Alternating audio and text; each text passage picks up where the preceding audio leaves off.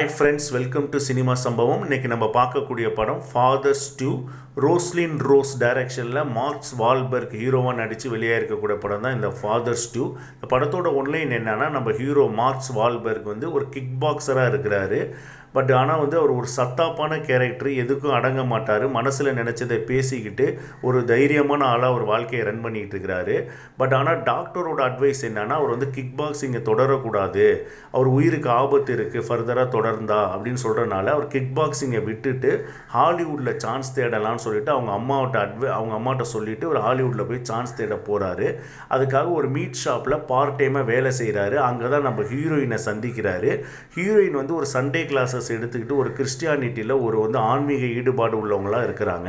நம்மளும் அதுக்கு டோட்டலாக டிஃப்ரெண்ட்டாக இருக்கிறனால இவர் தொடர்ந்து அப்ரோச் பண்ணிக்கிட்டே இருக்கிறாரு. அவங்களுக்கு இன்ட்ரெஸ்ட் இல்லை. பட் இவரோட டார்ச்சரால் அவங்க என்ன பண்ணுறாங்கன்னா, நீ வந்து ஞானஸ்தானம் எடுத்தால் தான் உன்னோட ஃபர்தராக நான் பழகுவேன், உன்னோட டேட்டிங் வச்சுக்குவேன் அப்படின்னு அவங்க சொல்கிறாங்க.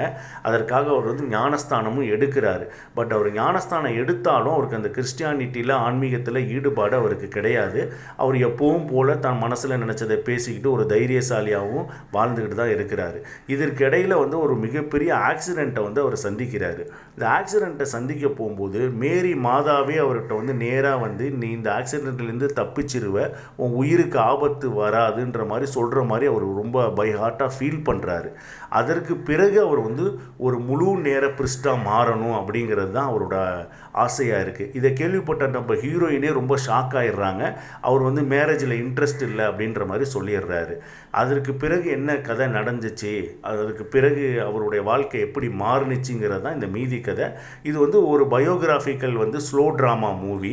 பட் ஆனால் இந்த படத்து வந்து ஸ்லோவாக தான் போகும். உங்களுக்கு பயோகிராஃபிக்கல் மூவிலாம் பிடிக்குன்னா அதை கண்டிப்பாக பார்க்கலாம். இதில் வரக்கூடிய கிளைமேக்ஸில் வரக்கூடிய டயலாக்ஸ் வந்து ரொம்ப அருமையாக இருக்கும். ஒரு மனிதனுக்கு துன்பம் தொடர்ந்து வந்துக்கிட்டே இருக்குன்னா அவன் வந்து கடவுளோட பார்வையில் இருக்கிறான், அவன் கடவுளை நெருங்குறான் அப்படின்னு சொல்லக்கூடியதெல்லாம் நமக்கு ஒரு கூஸ் பம்பாகவே இருக்கும். அதே போல் இதோட தமிழ் டப்பிங் வந்து ரொம்ப அருமையாக பண்ணியிருக்கிறாங்க. ரொம்ப காமெடி கலந்து அவர் பேசக்கூடிய அந்த சத்தாப்பான வார்த்தைகள்லாம் இனிஷியலாக படத்தில் வரும்பொழுது ரொம்ப காமெடியாக இருக்கும். அது பார்க்குறதுக்கு ரொம்ப நல்லாவே இருக்குது. அதனால் கண்டிப்பாக உங்களுக்கு டைம் கிடைச்சா இந்த பயோகிராஃபிக்கல் ஸ்லோ ட்ராமா உங்களுக்கு பிடிக்குன்னா அந்த படத்தை ஒன் டைம் ட்ரை பண்ணி பாருங்கள்.